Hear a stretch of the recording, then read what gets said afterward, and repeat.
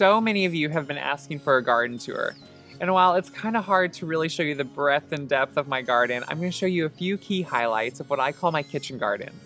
This is the one that I use for all my different creations in the kitchen. It's not necessarily what I always use for all my canning, but it is one I use in everyday life, and I'm so excited to share it with you. As you know, I love gadgets and garden gadgets, although I'm always a little skeptical. I always think they're worth a try, and the new Edyn garden sensor seriously is awesome. Whether you're a beginner gardener or you are a very experienced gardener, this tool is so great to have. You just put it right into the soil, and this tells you the nutrition of your soil, the humidity in the air, the light your plants are getting, and the moisture. What is so great about the Edyn Garden Sensor is that it syncs right to the Edyn app on your phone, and it uploads all the information right to your phone, so whenever you want, you can just pick up your phone and look at how your garden is doing. I can look and see if things are getting enough water, if they're getting enough light, too much light, or even too much water. It is so awesome to have. What is also so cool is you can put in all the plants that you plant in your garden, and you can track, and it will tell you what is great for each one of those plants and what's working and what isn't. I grow an assortment of herbs, and I really have no rhyme or reason for what I do, but I just like to try different ones, and every year I seem to add some and have my staples I always stick with. I always grow two types of parsley, flat leaf and curly. They have a slightly different flavor and just are used in different ways, so it's great to grow both. I of course also always grow thyme and oregano. They are so good in homemade pizza sauces or pasta sauces, and they're just such great classic ones to grow. And of course I love basil, not only for homemade pesto, which is one of my favorite things, but if you just want a fresh salad with some fresh tomatoes, there is nothing like fresh basil. I'm using the word fresh a lot, but it's worth it because it's the garden.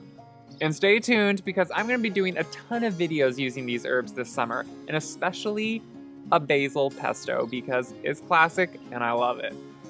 And I do grow different types of basil, more just for the novelty, not because it's so important, but I just love to try them out. Purple basil, Thai basil, mammoth basil, regular basil, it's all worth a try, right?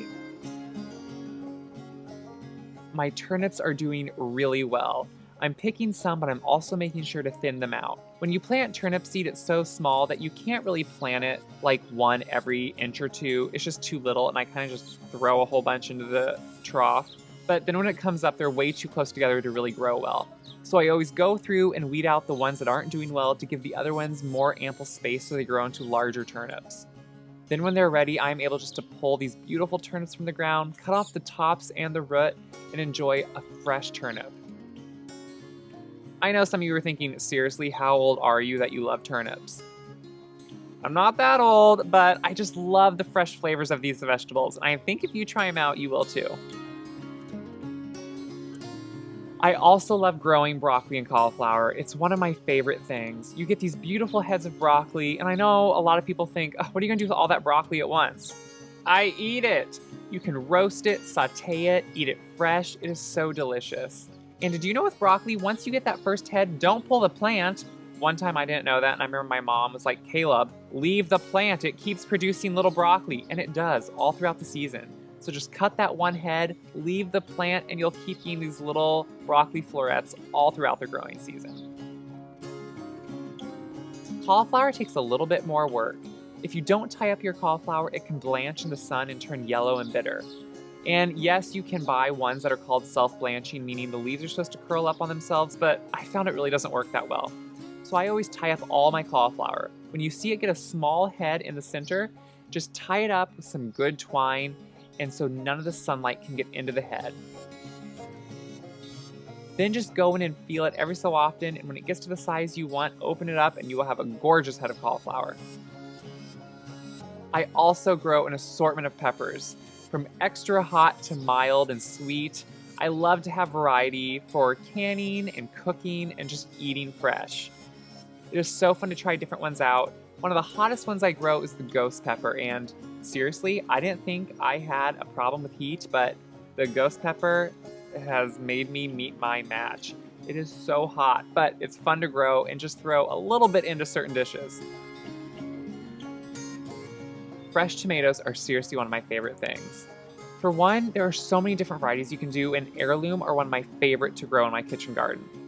They have so much beautiful appeal with all the colors. I grow purple and yellow and zebra green and pink and deep reds. They really are such a joy to grow because they are so sweet and delicious. And when they vine ripen in your own backyard, I promise you, they taste better than what you buy in the grocery store. Once you have some of this home produce growing, you're gonna wonder how you ever got by on that bought stuff. I know, a lot part of the year you have to get by on the bought stuff. I do it too. But if you can, try the home. Tomatoes are pretty easy to grow. They can really just take care of themselves if they have good water and sunlight.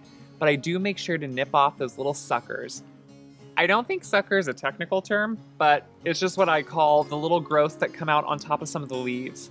This gives the plant more chance to get more air and sunlight to all the places, and so it doesn't get near as bushy and overgrown. Otherwise, you just kind of have a mess on your hands and can't get or see any of the tomatoes, and they don't always ripen properly. I hope you're inspired to grow some of your own things, and I hope you leave me comments telling you what you're growing and how you use it. I love to hear about it. Make sure to check out the Edyn Garden Sensor website. It'll give you all the information about it, and you can really read more about this awesome gadget that I have learned to love, and you can see how you can get your own. And if you want to see more great gardening videos, make sure to check out the series we did last year called Gardening with the Gray Boxwood. Just a whole bunch of different gardening videos that could either get you started, inspired, or give you some tips. If you like this video, make sure to click like, and if you want to see more great videos by the Gray Boxwood, make sure to click subscribe. We would love to have you become part of the Gray Boxwood family. Happy gardening!